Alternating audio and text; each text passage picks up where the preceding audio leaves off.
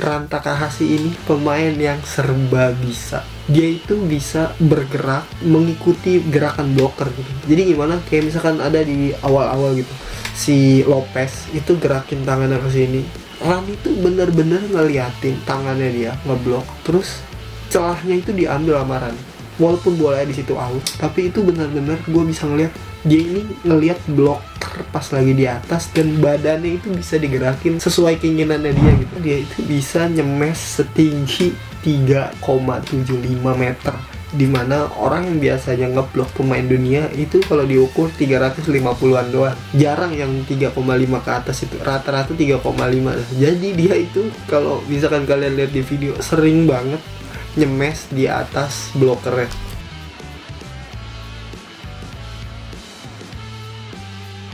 Halo Sobat Voli, salam satu hobi. Seperti biasa, jadi setelah gua nonton langsung pertandingan antara Osaka Blue Tail versus Santori Sunbirds kemarin di depan mata gua, jadi di video kali ini gua akan ngebahas apa aja kelebihan para pemain Santori Sunbirds. Jadi kita mulai dari yang pertama itu, kalau misalkan kalian ngikutin Liga Jepang yang S-V League, top skornya itu dari Santori Sunbirds adalah Muserski coy, bukan Ran Takahashi. Si Muserski ini bisa dibilang benar-benar tinggi banget ya bro.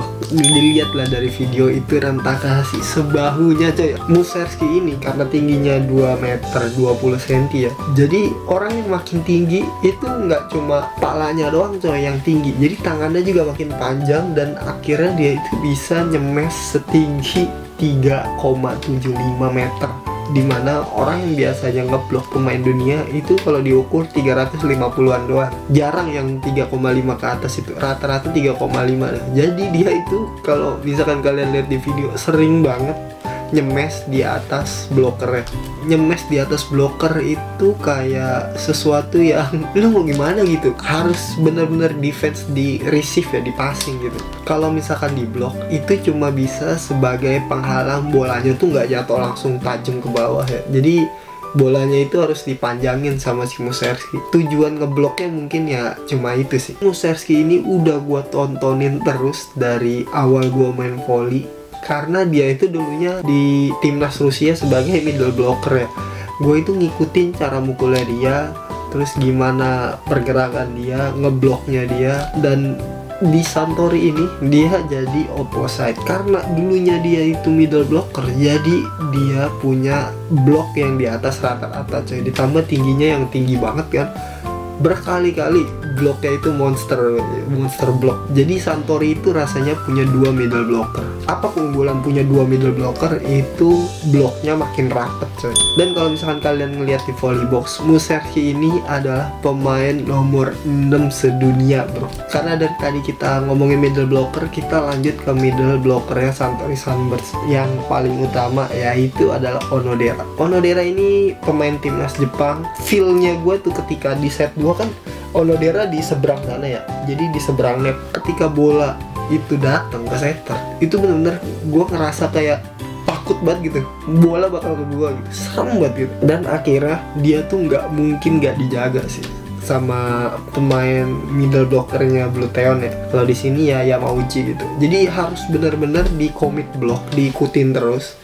Dan akhirnya pemain kanan kirinya itu ya cuman satu blocker. Tujuan middle blocker itu ya bikin pemain sebelah kanan kirinya itu ya satu blocker. Dia berhasil mancing terus menerus. Soalnya kalau nggak dijagain ya itu lost terus, pasti lepas terus. Terus ditambah kalau misalkan kalian lihat di posturnya si Onodera, dia tuh benar-benar pemain yang apa, dadanya tuh bidang banget gitu. Jadi ngebloknya itu juga cepet kanan kiri.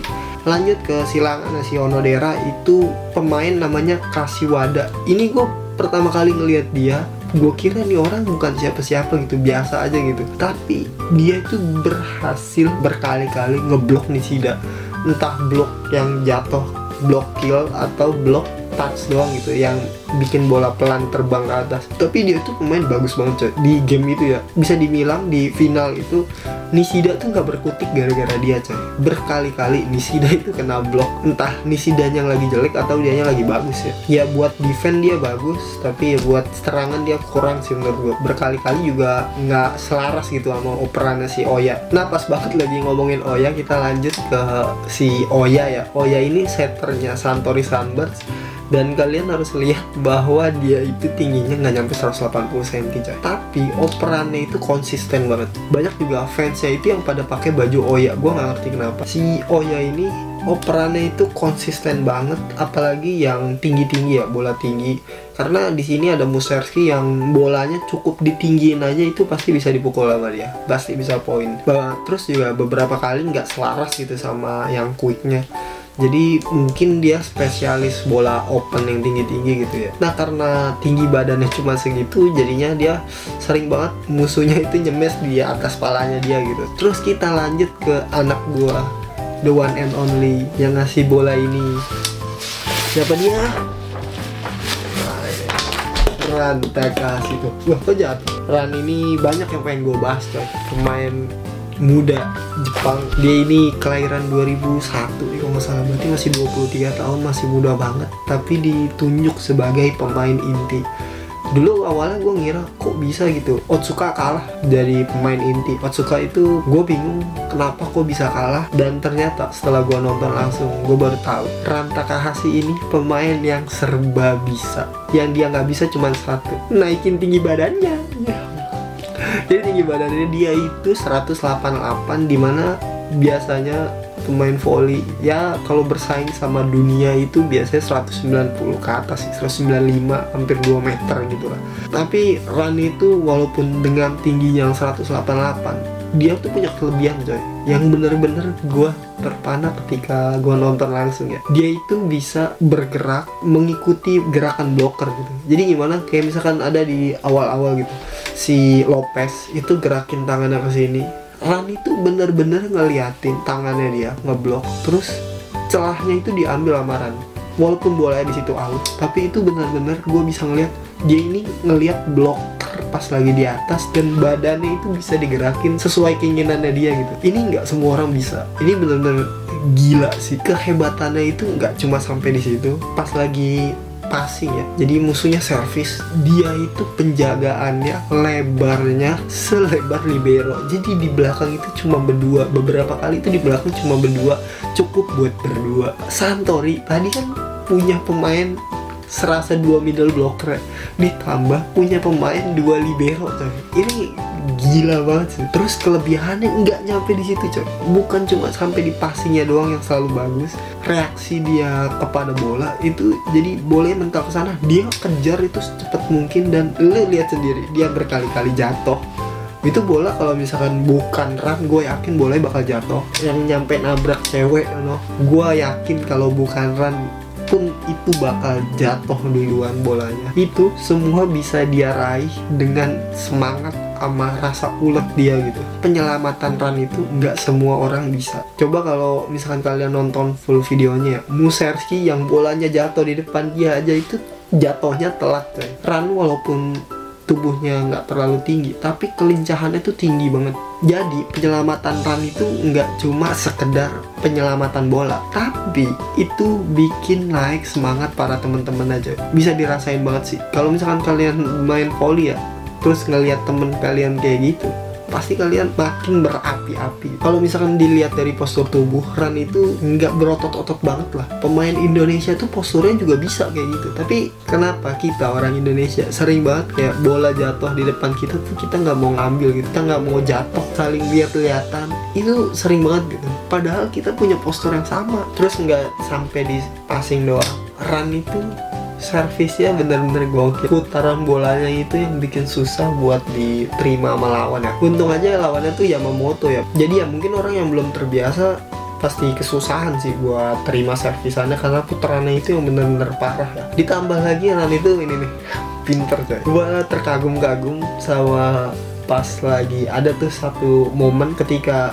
Ran mau servis ya, yang biasa Ran lakuin sebelum servis, dia itu ngelakuin rutin kan ya. Ketika dia ngelihat si Ero lagi ngobrol kanan kiri, dia malah servis pelan biasa coy, ke arah depannya Ero. Dan si Eiro ketika ngeliat ke depan itu kaget, itu beneran kaget, dan itu poin. Itu menurut gue pinter banget sih kayak gitu. Terus juga pas lagi di wawancara, si Ran ini ketika servis itu paling sering dapat break itu. Jadi ketika servis, contohnya kayak si Ran ini servis, terus di akhirnya Santorini itu dapat poin, itu namanya break itu biasanya dihasilin sama servis yang bagus. Akhirnya musuhnya itu kesusahan buat dapat serangan, dan akhirnya yang servis itu dapat poin. Tadinya gue kira MVP-nya itu adalah Muserski, tapi yang dipilih itu adalah Ran. Gue awalnya kenapa ya kok Ran gitu, tapi pas gue lihat videonya ulang, Ran itu paling sering nyemangatin temen-temennya coy, yang lagi abis kena blok, yang